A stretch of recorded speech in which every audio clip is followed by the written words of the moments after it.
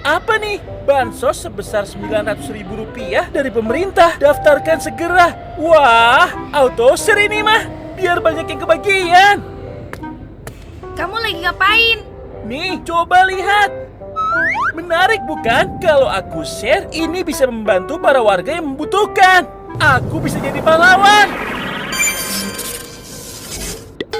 Hehehe. Bukannya jadi pahlawan, yang ada jadi tahanan. Kok bisa? Ini berita hoax tahu. Hoax? Kamu tahu berita ini datangnya dari mana? Nggak tahu. Kamu sudah pastikan kebenaran berita ini? Belum sih. Tujuannya sih baik buat bantu orang, tapi bantu orang bocorin data pribadi. Bisa kena pidana loh. Tidak. Pentingnya saring sebelum sharing. Selalu cek dan recheck dalam menerima informasi. Itulah cara yang tepat untuk melawan hoax. Aku paham sekarang. Gitu dong. Jangan biarkan pikiran kita teracuni dengan informasi dari sumber yang tidak jelas dan tidak terbukti kebenarannya.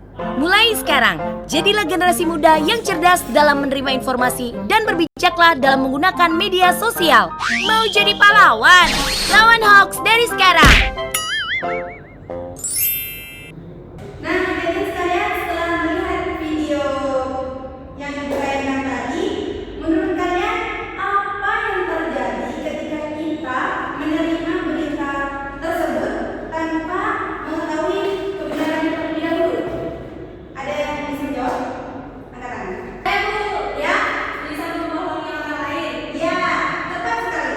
Berita bohong atau yang biasa kita sebut dengan hoax itu bisa merugikan orang lain dan memicu permusuhan.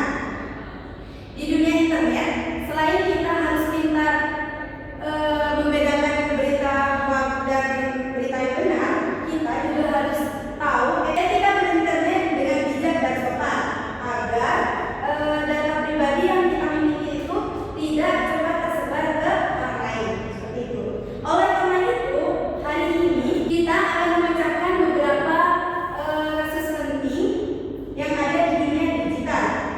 Sekarang, Ibu akan membagikan amplop misi digital yang mana di dalam